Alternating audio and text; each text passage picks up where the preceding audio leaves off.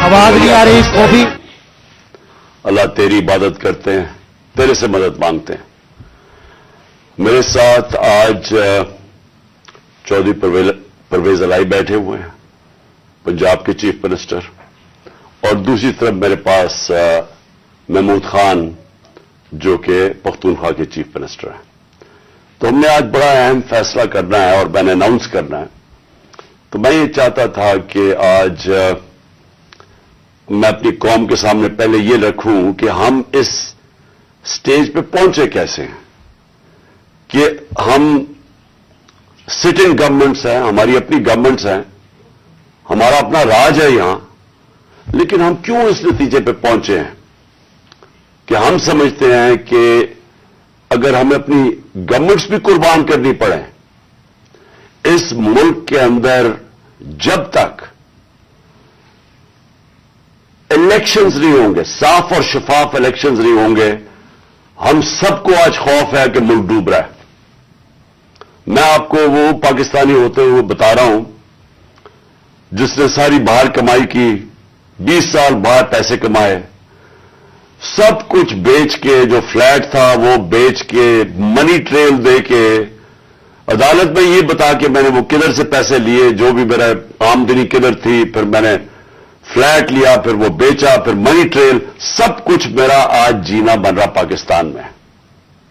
اور میری طرح کے سارے وہ پاکستانی, اور میں ان پاکستانیوں کی بات کر رہا ہوں جو کہ اس ملک سے پیار کرتے ہیں, عشق کرتے ہیں اپنے ملک سے, میں ان پاکستانیوں کی بات کر رہا ہوں.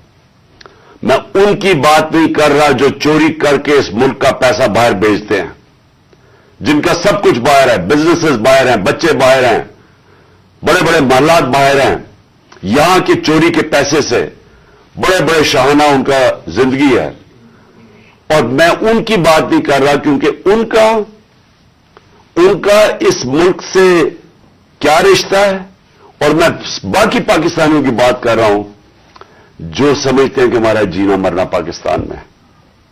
اور میں ان پاکستانی میں سے ہوں جس کو پورا موقع تھا کہ 20-25 سال باہر میں نے کرکٹ کھیلتا تھا, میری شادی بھی وہاں کی, میں پاسپورٹ لے سکتا تھا, برطانیہ کا پاسپورٹ لے سکتا تھا, لیکن یہ میرے کبھی ذہن میں یہ چیز نہیں آئی کہ میرا پاکستان کے علاوہ کوئی اور گھر ہے. تو میں آج وہ پاکستانی آج بات کر رہا ہے کہ مجھے پہلی دفعہ مجھے خوف آ رہا ہے کہ یہ جو چوروں کا ٹولہ اوپر بٹھایا گیا ہے یہ ملک کو تباہی کی طرف لے کے جا رہا ہے. میں آج کوئی پاکستان کے بزنس مین سے پوچھ لے, کوئی انڈسٹریل سے پوچھ لے, پاکستان کے کسانوں سے پوچھیں, پاکستان کے مزدور سے پوچھیں, جس کی آج آمدنی اور اس کا جو خرچہ ہے اس میں اب کوئی بیلنس ہی نہیں رہا. 50 سال کے بعد سب سے زیادہ مہنگائی ہوئی ہے آج پاکستان میں.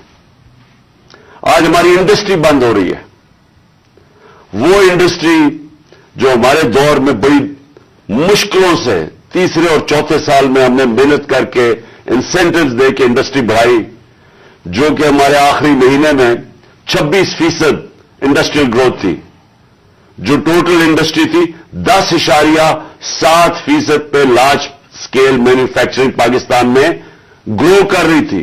دولت میں اضافہ ہو رہا تھا, ہمارے ٹیکسز بڑھ رہے تھے, ریکارڈ, کیونکہ دولت میں اضافہ ہو رہا تھا, ٹیکسز میں اضافہ ہو رہا تھا, ریکارڈ ٹیکسز اکٹھے کیے, ریکارڈ ایکسپورٹس ہم نے کی.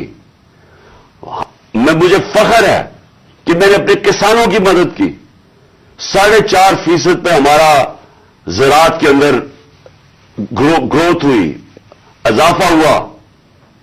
ہماری 4 فصلیں 2 سال ریکارڈ فصلیں ہوئی پاکستان میں, تو ہم نے کسانوں کی مدد کی.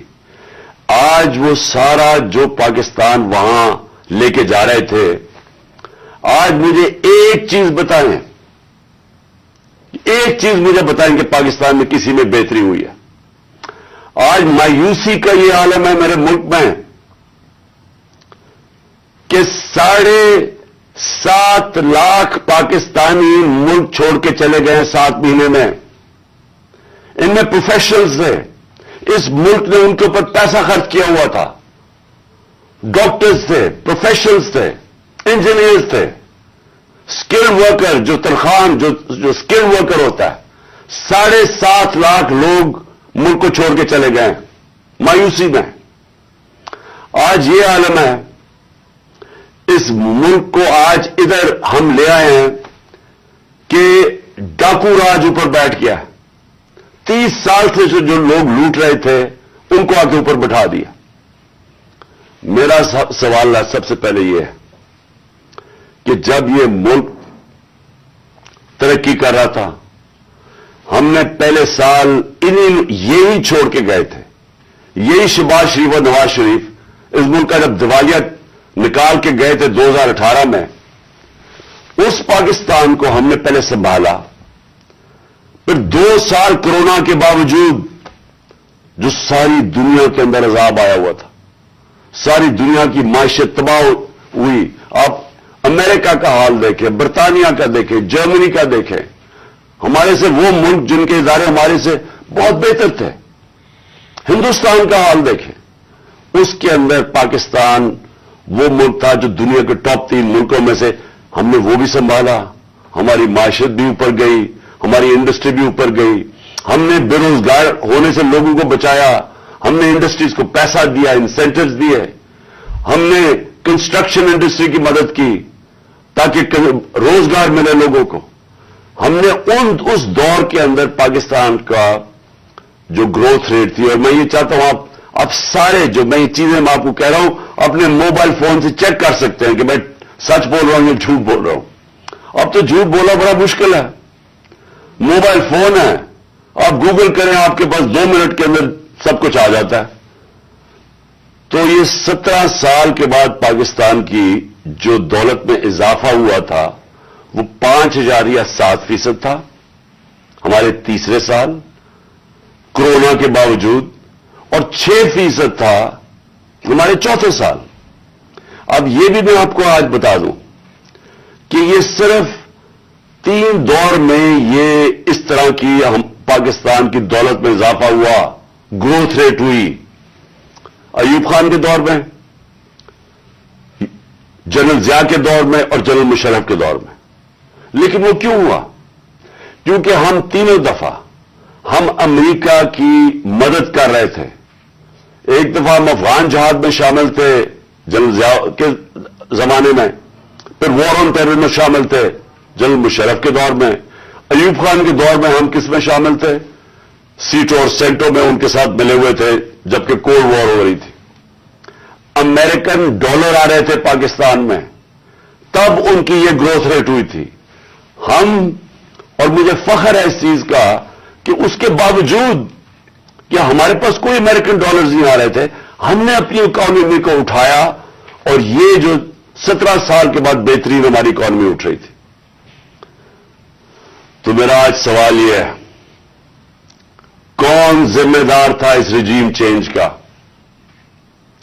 आप सारे मेरी आज बात गौर से सुनें।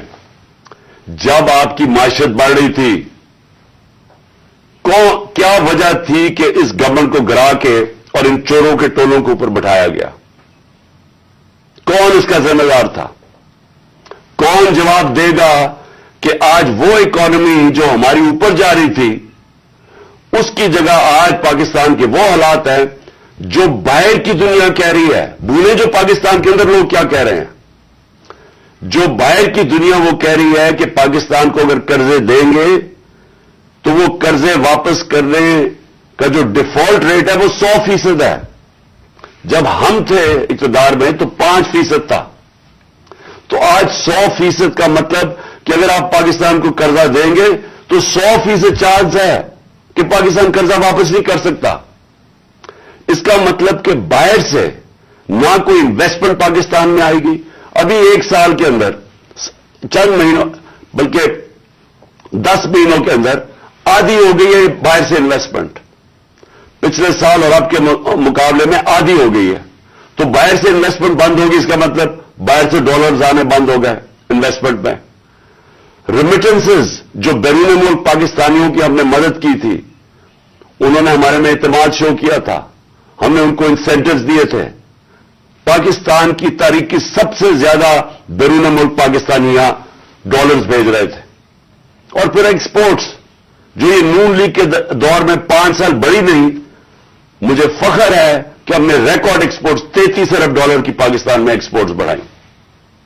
और फिर हमने टैक्स कलेक्शन, जो मैं अभी कह रहा हूं कि आमदनी होगी तो लोगों पे पैसा खर्च किया जाएगा, तो हमारी 6,100 अरब रुपए की हमारे जमाने में टैक्स कलेक्शन थी।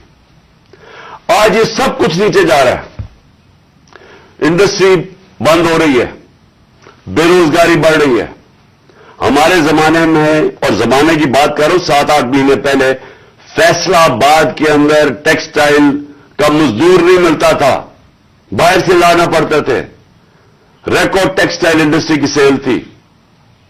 तो आज बेरोजगारी बढ़ रही है, 50 साल के बाद सबसे ज्यादा महंगाई है। आज हमारे मुल्क का यह हाल है कि ना बाहर से किसी को इत्मीनान है इस हुकूमत के ऊपर, और 88% पाकिस्तान के जो इन्वेस्टर हैं, जो बिजनेसमैन हैं, उन्होंने कहा कि हमें इस हुकूमत पर इत्मीनान नहीं है। तो मेरा सवाल मेरे 2 सवाल हैं आज। पहला तो सवाल यह है कि जब बाहर से पैसा ही नहीं आ रहा और हमने अपने कर्जे की किस्तें वापस करनी है डॉलर्स में, हमने जो बिजली के कॉन्ट्रैक्ट साइन किए हुए हैं वो डॉलर्स में किए हुए हैं, जो कैपेसिटी पेमेंट है, चाहे बिजली इस्तेमाल करें या ना करें, ये जो पिछली हुकूमत ने साइन किए वो डॉलर्स में किए हुए हैं, डॉलर्स में पैसे देने हैं। तो जब डॉलर्स आ ही नहीं रहे पाकिस्तान में और कम हो गए आना, कर्जे हमारे बढ़ते जा रहे हैं, तो आगे पाकिस्तान कैसे आगे चलेगा? एक ही उम्मीद लगाई हुई है इन्होंने कि किसी ना किसी तरह जाके चाइना के पैर पकड़े या हम IMF के पड़े कि हमें वो पैसे दे दें। लेकिन वो तो कैंसर का इलाज डिसिप्लिन से है, वो तो थोड़ी देर आराम आएगा, फिर कर्जे तो बढ़ते जा रहे हैं। तरीका सिर्फ एक था, जो हमने कोशिश की कि मुल्क की दौलत में इजाफा हो। जब आपके मुल्क की दौलत में इजाफा होगा तो आप कर्जे वापस करेंगे। तो आगे तो इनके पास कोई रोड मैप ही नहीं है। अगर ये बड़ा अच्छा इन्होंने हमारी मायशत को संभाला होता तो हम आराम से इनके साथ कहते चले ठीक है, अपना टाइम पूरा कर लें। लेकिन मुल्क तो नीचे जा रहा है, हर चीज नीचे जा रही है मुल्क में, और मुझे खौफ है कि ये डिफॉल्ट की तरफ जा रहा है। यानी अभी भी हम हमारी एलसीज पेमेंट नहीं कर रहे हैं, अभी भी हम पैसे जो बाहर के हमारे जो अपने लाइबिलिटीज हैं, अभी तक हम अब वो भी पैसे नहीं दे रहे। तो सवाल ये है कि इनके पास क्या रोड मैप है? कोई रोड मैप नहीं है। ये सिर्फ एक चीज ये चाहते हैं कि किसी न किसी तरह इलेक्शन को डिले करें। इसलिए नहीं कि इन्होंने मायशत को उठा देना है, ये इसलिए डिले करना चाहते हैं कि ये खौफजदा हैं इलेक्शन से। इनको डर लगा हुआ है कि जब भी इलेक्शन होंगे इन्होंने हार जाना है, तो अपने आप को बचाने के लिए ये मुल्क को तबाह कर रहे हैं। क्योंकि इन्होंने इलेक्शन में हार जाना है, इसलिए ये इलेक्शन नहीं कर रहे और ये इलेक्शन डिले करेंगे। और मैं ये समझता हूं कि ये अक्टूबर में भी नहीं इलेक्शन करवाएंगे। कोई ना कोई इलेक्शन कमीशन इनका साथ मिला हुआ है, एक बड़ा बददियानतदार आदमी है, वो इनके साथ मिला हुआ है, और वो इनको तरीके से बताएगा कि कैसे इलेक्शन डिले किया जा सकता है। इसी इलेक्शन कमीशन ने जब सुप्रीम कोर्ट जब गए सुप्रीम कोर्ट में, जब हमारी गवर्नमेंट गिरा रहे थे ये, तो इसी सुप्रीम कोर्ट के पास जब हम गए तो वो मान गए थे कि इलेक्शन हमने कहा इलेक्शन करवा दो, वो मान गए थे। इस इलेक्शन कमीशन ने वहां जाके कहा कि जी मैं 7 महीने तक इलेक्शन नहीं करवा सकता, और उसकी बेसिस पे इलेक्शन नहीं हुए। आइन, पाकिस्तान का आइन कहता है कि इलेक्शन कमीशन को सारा वक्त तैयार होना चाहिए 90 दिन में इलेक्शन करवाना, और मैं ये समझता हूं कि ये पूरी कोशिश करेगा इनके साथ मिलकर कि किसी ना किसी तरह ये इलेक्शन खींचे। इनको कोई पाकिस्तान की फिक्र नहीं है, क्योंकि इनके पैसे बाहर पड़े हुए हैं। रुपया गिरता है, इनके पैसे डॉलर में, इनकी दौलत में इजाफा होता है। इनको कोई फिक्र नहीं है कि अगर मुल्क नीचे जाता है तो इन्होंने तो फिर बाहर चले जाना है। ये तो हमेशा जब मुश्किल आती है इनको पर कोई केसेस होते हैं बाहर भाग जाते हैं। तो लेकिन मेरा जो सवाल है कि कौन जिम्मेदार था इसका, किसने एक चलती हुई हुकूमत जो अच्छी भली जो मैं खुद आपको बता रहा हूं, और ये आप इकोनॉमिक सर्वे ऑफ पाकिस्तान में देख सकते हैं कि हमारी परफॉर्मेंस क्या थी। मैं नहीं अगर कह रहा तो आप खुद देख सकते हैं। उस हुकूमत को साजिश करके, बैरूनी साजिश का हिस्सा बन के कौन जिम्मेदार था इसका? इसका एक आदमी जिम्मेदार है, उसका नाम है जनरल बाजवा। मैं इसके खिलाफ इसलिए नहीं बात करता था, आर्मी चीफ थे। आर्मी चीफ के खिलाफ आप क्यों नहीं बात कर सकते? क्योंकि फौज के ऊपर, फौज को बुरा नाम ना आए। हम सब समझते हैं कि इस मुल्क को, जो मेरी तरह के लोग, आजाद ज़हन के लोग हैं, हम तो अपनी फौज को चाहते हैं मजबूत हो। हमारी तो सारी पूरी कोशिश है कि मजबूत फौज हो ताकि हम आजाद मुल्क रह सकें। तो इसलिए हम चुप करके बैठे रहे और ये सारे तमाशे देखते रहे कि कैसे साजिशें हुई, कैसे लोगों को बताया गया। मैं आपके सामने जरा एक छोटी सी क्लिप दिखाना चाहता हूं कि अगर आपको कोई शक है कि हुआ क्या, तो पहले तो इलेक्शन से पहले, हमारी हुकूमत गिराने से पहले, 4 नून लीग के जो बड़े नाम हैं उन्होंने क्या कहा? उनसे जब पूछा गया कि जनाब आप नो कॉन्फिडेंस मोशन कामयाब हो सकती है एस्टैब्लिशमेंट के बगैर, और ये उन्होंने कहा, जरा ये सब अब मैं चाहता हूं पहले सब देखें।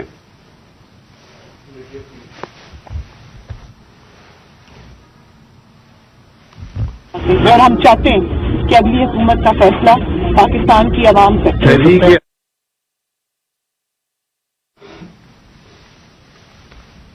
मुझे बताने का वापस कि नहीं है, कोई डील करके इक़्तिदार नहीं चाहते पाकिस्तान में।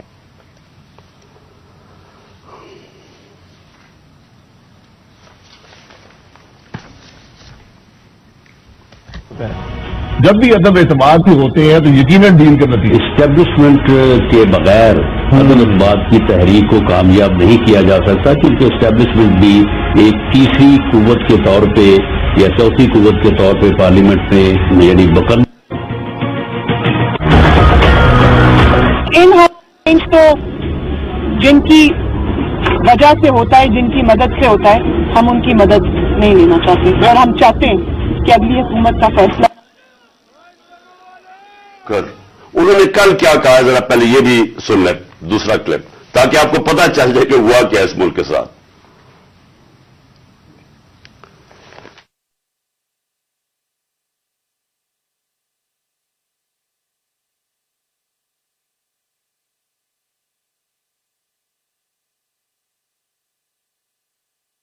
आपको भी पता है, मुझे भी पता है कि बाप की हिमायत, तो वो किसी भी अगर तरफ टिल्ट करते हैं वो अपने सियासी फैसले करने में आजाद है। क्या एमक्यूएम उसकी हिमायत हमें मिल सकती थी?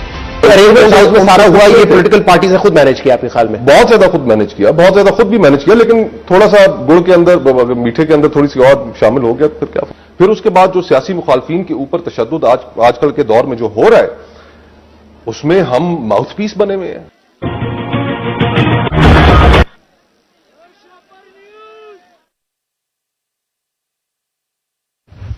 कि ये जो सारी साजिश हुई थी, इसमें हम किसी को और को ना कहें, एक आदमी के फैसला करता है, वो था आर्मी चीफ उस वक्त के जनरल बाजवा।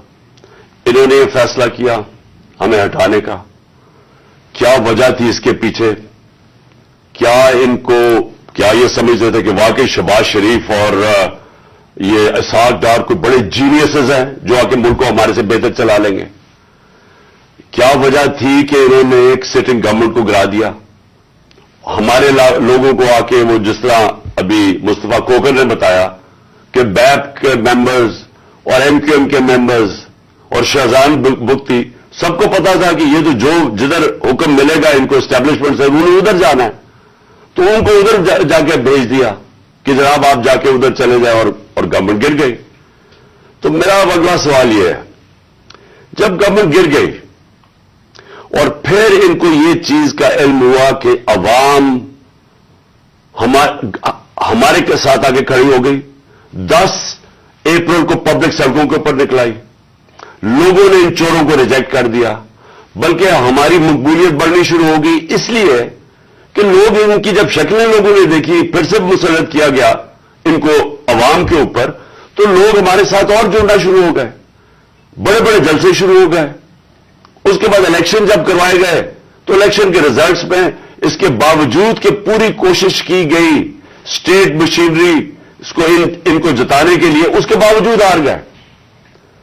قوم نے اپنا ورڈکٹ دے دیا. دوسرا الیکشن ہوا، اس میں بھی ہار گئے. لیکن مجھے جو افسوس کی بات ہے کہ بجائے ایک سمجھے کہ جناب جنرل باجوہ آپ نے غلطی کر دی ہے، آپ کو عقل کل تو نہیں ہے، آپ دیکھ رہے ہیں کہ لوگ کدھر کھڑے ہیں.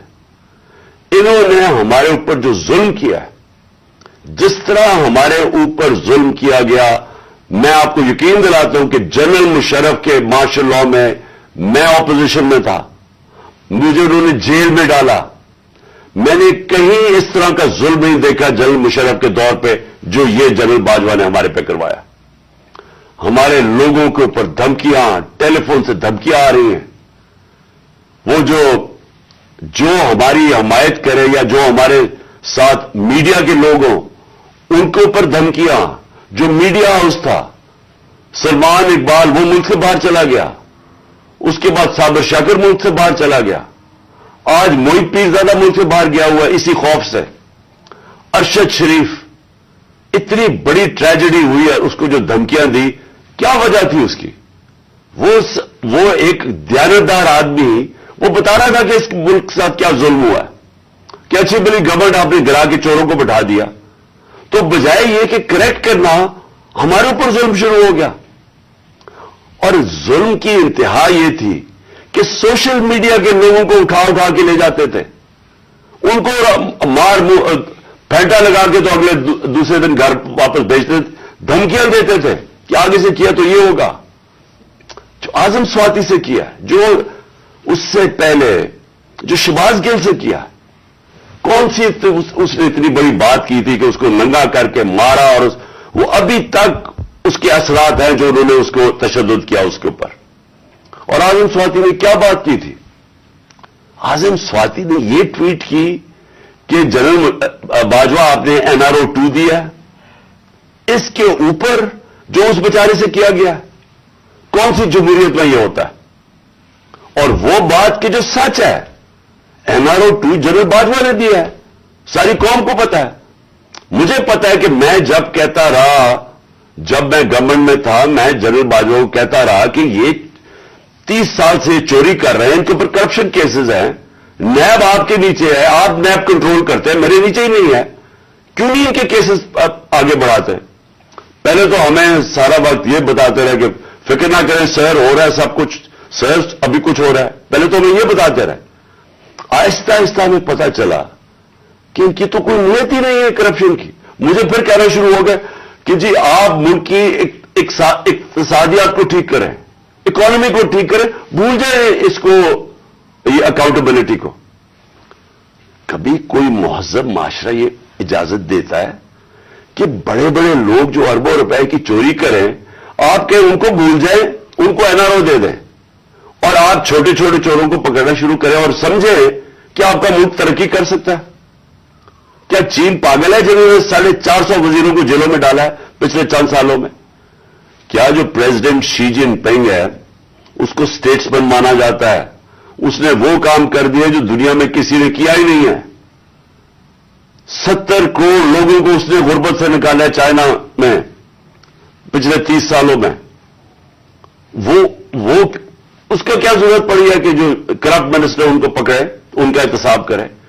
کیونکہ کوئی معاشرہ بھی کامیاب نہیں ہو سکتا جب تک رول آف لا نہیں ہوتا، جب تک انصاف نہیں ہوتا، جب تک آپ بڑے بڑے لوگوں کو، جو اصل تو نقصان ملک کو بڑے چور کرتے ہیں، آپ ان کو پکڑ نہیں رہے اور آپ کہیں گے نیچے سے یہ بیچارے چھوٹے چھوٹے لوگوں پٹواریوں کو پکڑتے رہے. اور یہ ہمارے سامنے ہوا.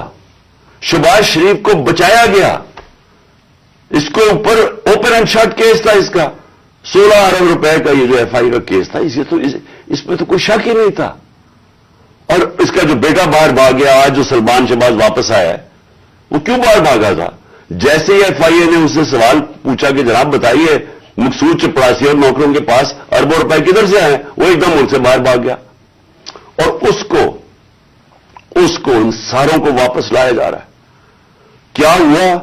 اس میں کوئی شک ہے کہ NRO-2 دے کے اس سارے ملک کا ایک جنرل مشرف نے نقصان کرایا تھا NRO-1 کا. اس ملک نے بھاری قیمت ادا کی اس کی, 4 گنا زیادہ ہمارا قرضہ چڑھایا انہوں نے 10 سالوں میں لوٹ مار کر کے. اب پھر جب ان کے اوپر کیسز تھے 1100 ارب روپے کے کیسز ہیں, وہ انہوں نے پھر ان کو NRO-2 دلوا دیا. تو کون تھا اس کا ذمہ دار؟ کس نے یہ کیا تھا؟ جنرل باجوہ نے کیا تھا. میں آپ کو چیزیں اس کی طرف دکھانا چاہتا ہوں کہ کیسے قانون انہوں نے بنایا جس میں بچے لوگ, جس میں ہر کسی کو بچایا گیا. انہوں نے جناب نیب لا کی سیکشن 4 میں امینڈمنٹ کی, اس کے اندر یہ فیصلہ, اس کے اندر کون بچتے ہیں؟ راجہ پرویز اشرف بچ جاتے ہیں اور شاید خاقان عباسی بچ جاتے ہیں. پھر انہوں نے ایک اور کیا, بے نامی دار کی ڈیفینیشن سیکشن 5E, اس میں مریم نواز پاک ہو کے نکلا ہی ساری چوری سے. پھر انہوں نے سیکشن 9 جس کے اندر شہباز شریف بچ جاتے ہیں, اور اس جس کے اندر کہ اگر آپ کسی اور کے نام پہ, یعنی اگر آپ میں پرائم منسٹر ہوں, میں اپنے خاندان کے نام پہ چیزیں لوں تو اس کا مطلب کہ آپ جواب دہی نہیں ہیں.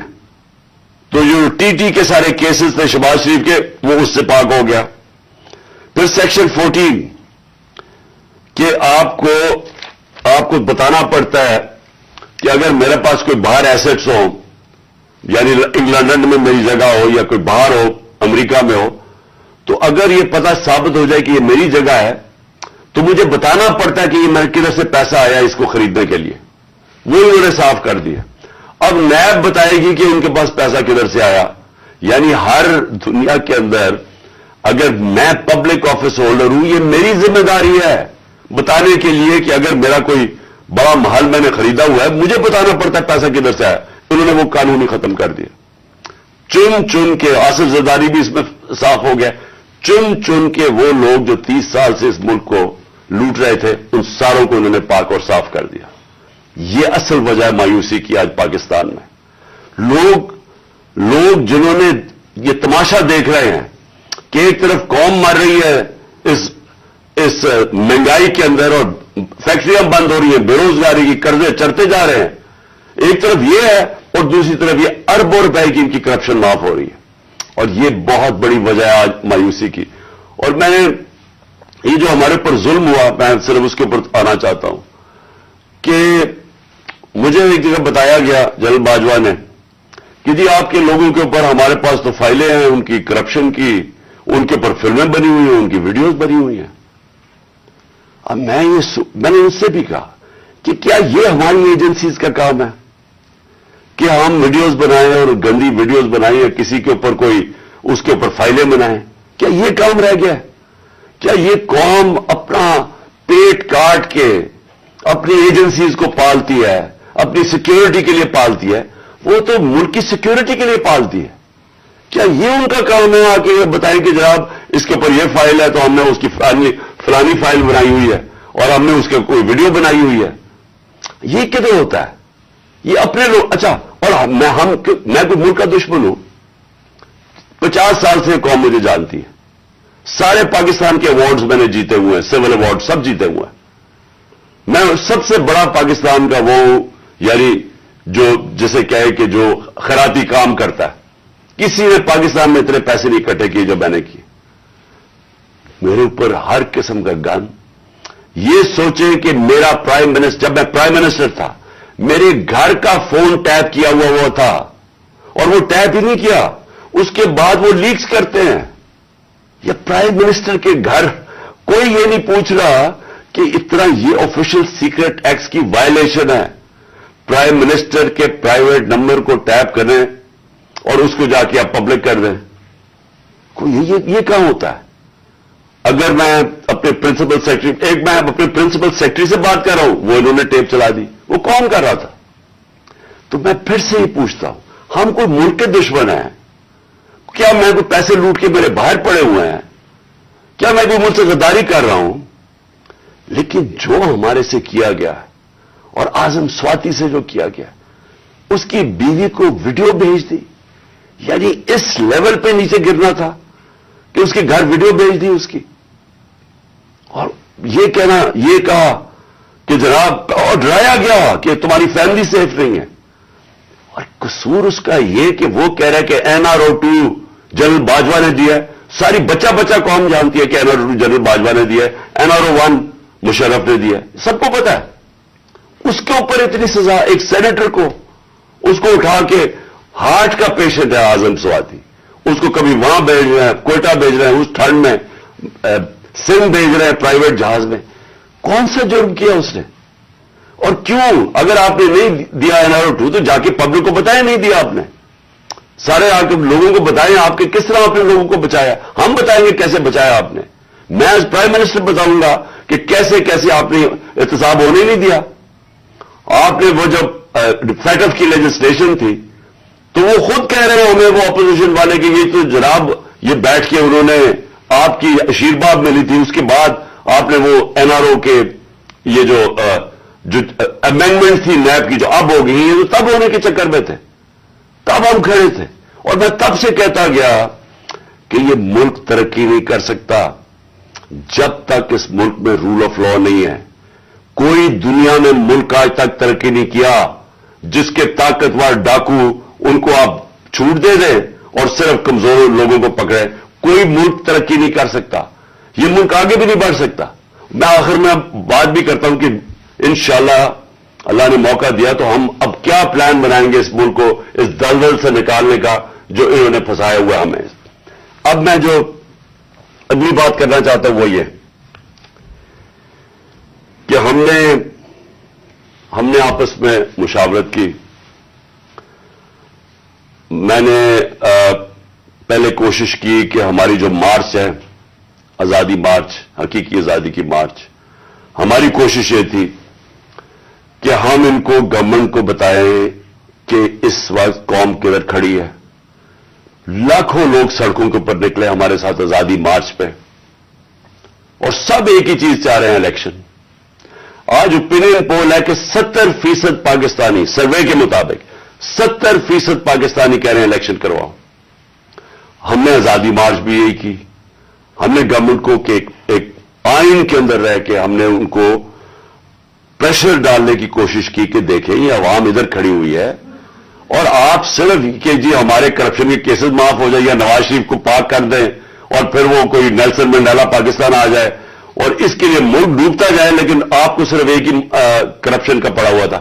میں صرف ایک آپ کو چاہتا ہوں کہ کلپ ضرور دیکھیں. یہ جس دن 2 دن پہلے، یعنی میں آفس سے گیا 9 اپریل کو، یہ 8 اپریل کو، اس پچھلی اپریل کو میں نے یہ کلپ ریکارڈ عوام سے خطاب کیا تھا. میں صرف چاہتا ہوں یہ آپ دیکھ لیں کہ یہ نہیں کہ مجھے نہیں پتا تھا کہ کیا ہوگا یا یہ جو ہوا ہے یہ ہمیں پتا نہیں تھا، یہ ہونا تھا. اور اس کے اوپر میں نے 2 دن پہلے اقتدار چھوڑنے سے پہلے یہ ذرا کلپ ذرا دیکھ لیں. اسی طرح بس پاور مل جائے تاکہ پھر سے پہلے جو NRO-1 بنا تھا ان کو ساروں نے انہوں نے مل کے جو چوری کی جنرل مشرف نے NRO دے دیا، اب یہ NRO-2 ہوگا. ان کا مقصد صرف یہ ہے کہ وہاں اسمبلی پہ آئیں. سب سے پہلا یہ کام میں آج آپ کو کہہ رہا ہوں، انہوں نے نیب کو ختم کرنا ہے، انہوں نے اپنے کرپشن کیسز ختم کرنے. اس وقت حالات یہ ہیں کہ یہ جو سارے ضمانت کے اوپر ہے، ڈر کس چیز کا ہے؟ ان کے سارے کیسز آنے لگے سامنے، تو وہ جلدی ہٹانا چاہتے تھے کہ کسی طرح یہ اپنے کیسز سے نکل جائے. اب یہ سارا یہ جمہوریہ اکٹھا ہو جائے گا اور صرف ایک مسئلہ کسی طرح بس پاور مل جائے تاکہ پھر سے پہلے جو NRO-1 بنا تھا ان کو ساروں نے انہوں نے مل کے جو چوری کی جنرل مشرف نے NRO دے دیا، اب یہ NRO-2 ہوگا. ان کا مقصد صرف یہ ہے کہ وہاں اسمبلی پہ آئیں. سب سے پہلا یہ کام میں آج آپ کو کہہ رہا ہوں، انہوں نے نیب کو ختم کرنا ہے، انہوں نے اپنے کرپشن کیسز ختم کرنے. اس وقت حالات یہ ہیں کہ یہ جو سارے ضمانت کے اوپر ہے، ڈر کس چیز کا ہے؟ ان کے سارے کیسز آنے لگے سامنے، تو وہ جلدی ہٹانا چاہتے تھے کہ کسی طرح یہ اپنے کیسز سے نکل جائے.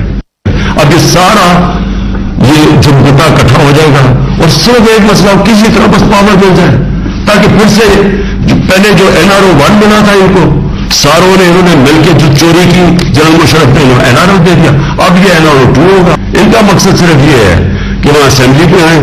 سب سے پہلا یہ کام میں آج آپ کو کہہ رہا ہوں, انہوں نے نیب کو ختم کرنا ہے, انہوں نے اپنے کرپشن کیسز ختم کرنے. اس وقت حالات یہ ہیں کہ یہ جو سارے ضمانت کے اوپر ہے, ڈر کس چیز کا ہے؟ ان کے سارے کیسز آنے لگے ہیں سامنے, تو وہ جلدی جلدی ہٹانا چاہتے تھے کہ کسی طرح یہ اپنے کیسز سے نکل جائے. اب یہ سارا یہ جمہوریہ اکٹھا ہو جائے گا اور صرف ایک مسئلہ کسی طرح بس پاور مل جائے تاکہ پھر سے پہلے جو NRO 1 بنا تھا ان کو ساروں نے انہوں نے مل کے جو چوری کی جنرل مشرف نے NRO دے دیا, اب یہ NRO 2 ہوگا. ان کا مقصد صرف یہ ہے کہ وہاں اسمبلی پہ آئیں. سب سے پہلا یہ کام میں آج آپ کو کہہ رہا ہوں, انہوں نے نیب کو ختم کرنا ہے, انہوں نے اپنے کرپشن کیسز ختم کرنے. اس وقت حالات یہ ہیں کہ یہ صرف آپ کو اس لیے دکھا رہا تھا کہ ہمیں سب پتا تھا یہ کیا ہو رہا ہے. مجھے یہ سازش کا پوری طرح پتا تھا. مجھے میرے ہٹنے سے 1 سال پہلے کا اندازہ ہو گیا تھا کہ یہ شہباز شریف کو تیار کیا جا رہا ہے لانے کے لیے. اس کے باوجود کہ اس کے پاس 16 ارب روپے اس کے اور اس کے بچوں کے اوپر FIA کیس تھے اور 8 ارب روپے کے نیب کے کیس تھے. تو مجھے یہ سارا پتا تھا یہ ہو رہا ہے. اور مجھے افسوس کی بات یہ ہے کہ میں جب بھی پوچھتا تھا جنرل باجوہ سے تو ہمیشہ کہتے تھے کہ نہیں, ہم تو کسی صورت ہم ایسا نہیں کر سکتے, ہم تو کنٹینیوٹی چاہتے ہیں. تو اس کا نتیجہ کیا ہوا؟ وہ آ گیا, شہباز شریف آ گیا اور آپ کے سامنے جو ملک کے اب حالات ہیں آپ سب ساری قوم کے سامنے ہیں. میرا پوائنٹ یہ ہے آج کہ میں ابھی آخری جو ابھی اناؤنسمنٹ جو کرنے لگا ہوں اس سے پہلے میں صرف یہ پوچھنا چاہتا ہوں, کون ہے ذمہ دار اس کا؟ کیا کوئی اس کا جواب دے گا کہ اچھی بلی گورنمنٹ چلتے ہوئے اس کو گرا کے ان چوروں کو اوپر لے آئیں؟ اور میرا اگلا سوال یہ ہے کہ اس کے بعد جو ہمارے اوپر سختیاں کی گئی, جو سوشل میڈیا پہ جو میڈیا جو ہماری حمایت کرتا تھا, کیسز کی میرے اوپر بارش ہو گئی, مجھے دہشت گردی کا کیس کروا دیا. 25 مئی کو پولیس نے جس طرح ہمارے اوپر ظلم کیا, اور جب ہم پولیس والوں سے پوچھتے تھے وہ کہتے تھے جی ہمیں پیچھے سے آرڈر ہے. جس طرح کا ہمارے اوپر ظلم کیا گیا, میں سوال یہ پوچھتا ہوں کہ کیا ہم بھیڑ بکریاں ہیں, ہم کیڑے مکوڑے ہیں کہ آپ جب فیصلہ کریں پہلے آپ, اور میں نے آپ کے کانوں سے جنرل باجوہ کے کانوں سے سنا کہ یہ کرپٹ ہے, اب آپ نے فیصلہ کیا کہ یہ ٹھیک ہو گئے ہیں, اور آپ نے فیصلہ کیا کہ جناب یہ آپ ملک کو ٹھیک کریں گے. تو کیا ہم وہ کیڑے مکوڑے ہیں کہ جدھر آپ بھیڑ بکریوں کو دھکیلیں گے ہم ادھر چلے جائیں گے؟ یعنی ہم انسان ہیں یا ہم جانور ہیں کہ جو آپ کا فیصلہ ہو بند کمروں کے اندر ہم اسی کے اوپر چل پڑے؟ اور آپ کو جب نظر بھی آ رہا تھا کہ پاکستانی قوم ان کو ریجیکٹ کر رہی ہے, ہمیں تو ہمارے ساتھ میرا تو فائدہ کروا دیا. مجھے تو اللہ نے کبھی اتنی عزت دی نہیں جو اس کے بعد ملی ہے, لیکن ملک کو کدھر پہنچا دیا آج.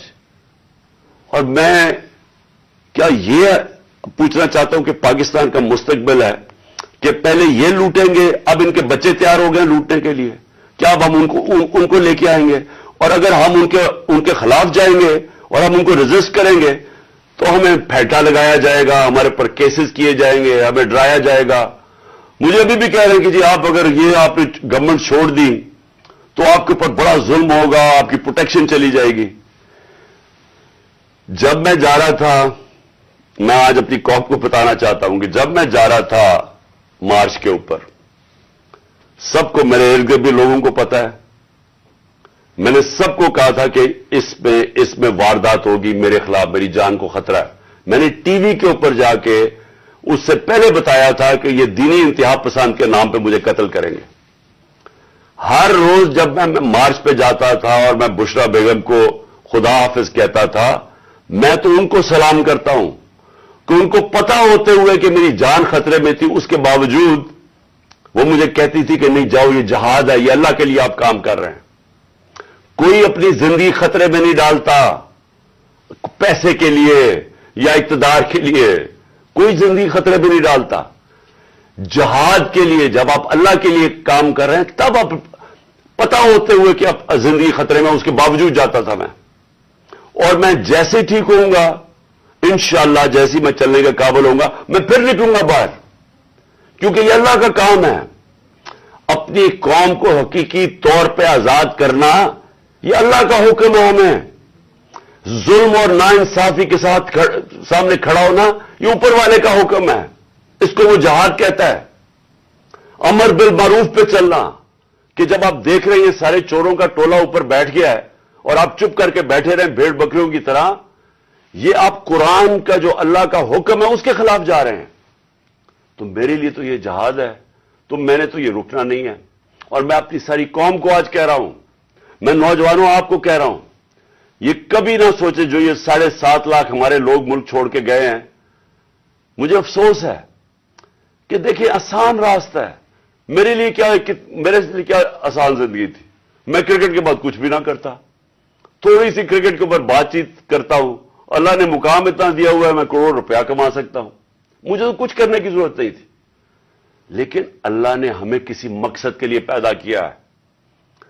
جانور آتے ہیں، بچے پیدا کرتے ہیں، کھا پی کے مر جاتے ہیں، تو انسان بھی اگر اس کو اب سمجھ ہی نہ آئے کہ اللہ نے ہمیں کسی مقصد کے لیے پیدا کیا ہے، تو اس میں جانوروں میں کیا فرق رہ جاتا ہے؟ وہ جب قرآن کی آیت ہے کہ جب انسان فرشتے سے بھی اوپر چلا جاتا ہے لیکن گرتا ہے تو جانور سے بھی نیچے چلا جاتا ہے۔ تو میں اپنی ساری قوم کو کہہ رہا ہوں کہ دیکھیں ہمارے سامنے اب 2 راستے ہیں۔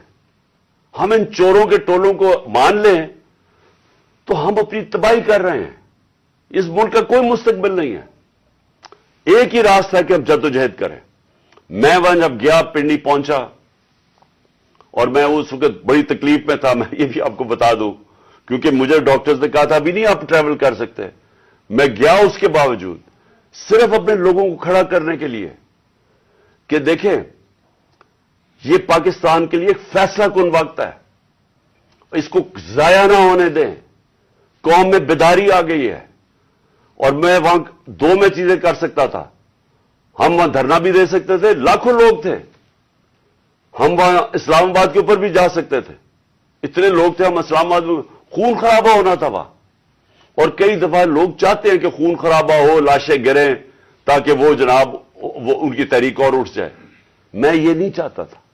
میں نے ساری سٹرگل آئین اور قانون کے بیچ میں ہے، میں کبھی اس سے باہر نہیں نکلا، اور میں نے اس لیے فیصلہ کیا کہ بجائے ہم وہاں جائیں اور توڑ پھوڑ ہو اور تباہی ہو، میں نے فیصلہ یہ کیا کہ ہم جو 2 اسمبلی اب قربان کرتے ہیں اپنی 2 اسمبلیوں کو، ہم قربان کرتے ہیں اپنے ملک کے لیے، اور اس لیے کرتے ہیں کہ ان کو جب 66% پاکستان میں الیکشن ہوگا، جب ہم ان 2 اسمبلیوں سے نکلیں گے، جو میں بھی بتانے لگا ہوں کب نکلیں گے، 66% پاکستان میں الیکشن ہوگا، تو عقل تو یہ کہتی ہے کہ آپ جنرل الیکشن کروا دیں۔ لیکن میں پھر سے کہتا ہوں یہ خوف زدہ ہیں، الیکشن ہارنے سے ڈرے ہوئے ہیں، ان کا کوئی پاکستان کا مقصد نہیں کہ پاکستان اوپر جا رہا ہے یا نیچے جا رہا ہے، ان کا مقصد ایک ہے، کیسے اپنا چوری کا پیسہ بچانا ہے انہوں نے، اور اس لیے یہ الیکشن نہیں کروائیں گے، اور اسی لیے ہم نے فیصلہ کیا کہ ہم الیکشن کروائیں گے۔ اور میں نے اپنے سارے وکیلوں سے پوچھ لیا ہے، یہ کوشش بھی کریں گے الیکشن کمیشن کے ذریعے کہ یہ کسی طرح ڈیلے ہو جائے۔ آئین بالکل اجازت نہیں دیتا 90 دن کے آگے۔ ہم نے فیصلہ کیا ہے، اور میں بڑا شکر گزار ہوں اپنے دونوں چیف منسٹرز کا کہ انہوں نے بالکل میرے ساتھ چلے ہیں، میرا ساتھ دیا ہے۔ ہم نے فیصلہ یہ کیا ہے کہ ہم اگلے جمعے کو، آج ہے ہفتہ، اگلے جمعے کو ہم دونوں پختونخوا کی اسمبلی ڈیزالو کر دیں گے اور پنجاب کی اسمبلی ڈیزالو کر دیں گے، اور اس کے بعد ہم الیکشن کی تیاری کریں گے، اور اس کے بعد ہماری جو 100 غالباً 23 سیٹیں ہیں اس وقت نیشنل اسمبلی میں، ہم وہاں جا کے نیشنل اسمبلی میں جا کے اسپیکر کے سامنے ہم وہاں کھڑے ہو کے کہیں گے کہ ہمارے ریزگنیشن ایکسپٹ کرو۔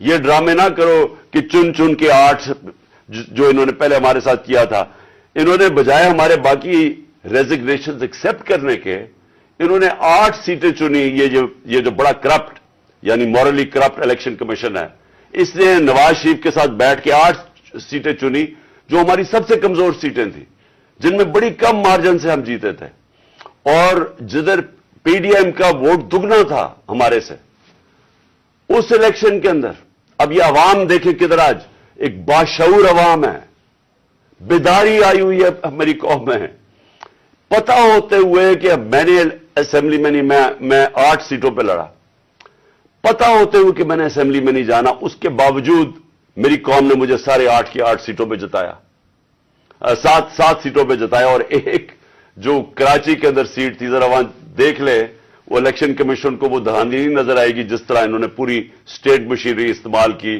اور ووٹ باہر پھینک دیا، جو ہر بار استعمال کرتا ہے۔ تو ہم نے یہ فیصلہ کر لیا ہے۔ میں اپنی قوم کو آخر میں صرف یہ کہنا چاہتا ہوں کہ دیکھیں، مایوسی گناہ ہے۔ آپ مایوس ہو کے گھر بیٹھ جائیں یا آپ باہر ٹکٹ لے کے کسی اور ملک میں چلے جائیں اور کوئی نوکری مل جائے، یہ میری نظر میں یہ ایک انسان اپنی جو ڈیوٹی ہے معاشرے کو اس سے بھاگتا ہے۔ اصل آپ سب کی ڈیوٹی یہ ہے کہ ہم اب کھڑے ہوں اور ہم ان چوروں کا اور اس کرپٹ نظام کا مقابلہ کریں، اور ہم کریں الیکشن کے ذریعے، اور الیکشن کے ذریعے ان کو سبق سکھائیں آئین اور قانون کے بیچ میں رہتے ہوئے۔ میں نہیں چاہتا کہ یہ سری لنکا جیسا سچویشن ہو کہ لوگ سڑکوں کے اوپر آ جائیں اور توڑ پھوڑ ہو۔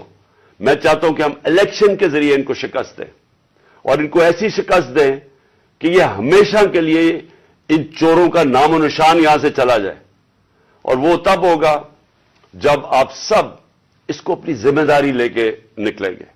اور میں آپ کو آخر میں یہ کہنا چاہتا ہوں کہ مایوسی جو ہے، میں 3.5 سال گورنمنٹ میں رہا، اس کے باوجود کہ بینکرپٹ گورنمنٹ میں لی، اس کے باوجود کہ ہمارے پاس تجربہ ہی نہیں تھا بالکل، ہم پہلی دفعہ گورنمنٹ میں آئے تھے، ایک کے بعد دوسرا کرائسس تھا، صدی میں ایک دفعہ کرونا جیسا کرائسس آتا ہے، وہ اوپر سے آ گیا، 2 سال وہ رہا، اس کے باوجود پاکستان میں کسی گورنمنٹ نے، جس طرح میں نے کہا کہ جو ملٹری ڈکٹیٹرز کو تو امریکن ڈالرز ملے، ہمیں تو کوئی ڈالرز نہیں ملے، سب سے بہترین ہماری اکنامک پرفارمنس تھی۔ اس سب کے باوجود اب ہم سمجھ گئے ہیں، مجھے تیسرے اور چوتھے سال میں پوری سمجھ آ گئی کہ یہ گورنمنٹ چلتی کیسے ہے۔ میں آخر میں صرف آپ کو یہ کہنا چاہتا ہوں، مایوس نہ ہوں، ملک یہ تب اب اٹھے گا جب بڑے اور مشکل فیصلے ہوں گے۔ یہ مشکل فیصلے ان کے نہیں کہ قیمتیں بڑھاتے جاؤ اور کہو جی مشکل فیصلہ ہے۔ مشکل فیصلے کا مطلب ملک کے اداروں کو ری اسٹرکچر کریں، اس ملک کے اندر انصاف قائم کریں، رول آف لا قائم کریں۔ اگر اللہ بھاری اکثریت دیتا ہے تو تب آپ یہ سب کچھ کر سکتے ہیں، اس ملک میں اصلاحات کر سکتے ہیں، ادارے ٹھیک کر سکتے ہیں۔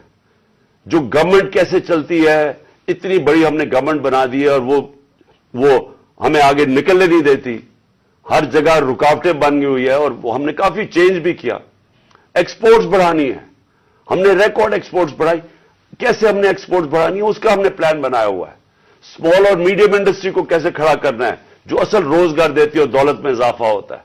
اپنی ایگریکلچر جو زراعت ہے، ہم نے چائنا سے بات کر چکے تھے کہ نئی ٹیکنالوجی ہم لے کے آئیں، بدقسمتی سے کرونا کی وجہ سے 2 سال چائنا بند ہو گیا۔ وہ جو نئی ٹیکنالوجی سے ہم نے صرف اپنی، اگر ہم وہ چھوڑیں کہ جو چائنا کے اندر وہ پیداوار لیتے ہیں 1 ایکڑ سے، ہم اگر اپنی دگنی کر لیں تو اب یہ سمجھے کہ پاکستان کے اندر ایک انقلاب آ جائے گا۔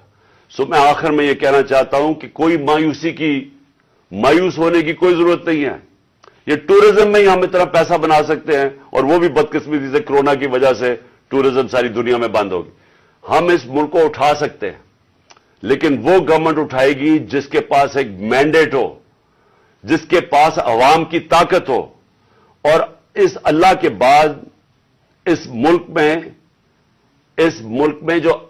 ملک کے جو وارث ہے وہ عوام ہے، اور کوئی نہیں۔ عوام اس ملک کی وارث ہے، اور میں ان میں آپ میں سے ہوں۔ ہم نے اس عوام نے ایک قوم بن کے ہم نے اس مشکل وقت سے نکلنا ہے، اور لیکن وہ نکلیں گے تب جب اس ملک کے اندر صاف اور شفاف الیکشن ہو، اور اس کے لیے ہماری اب جدوجہد جاری رہے گی۔ میں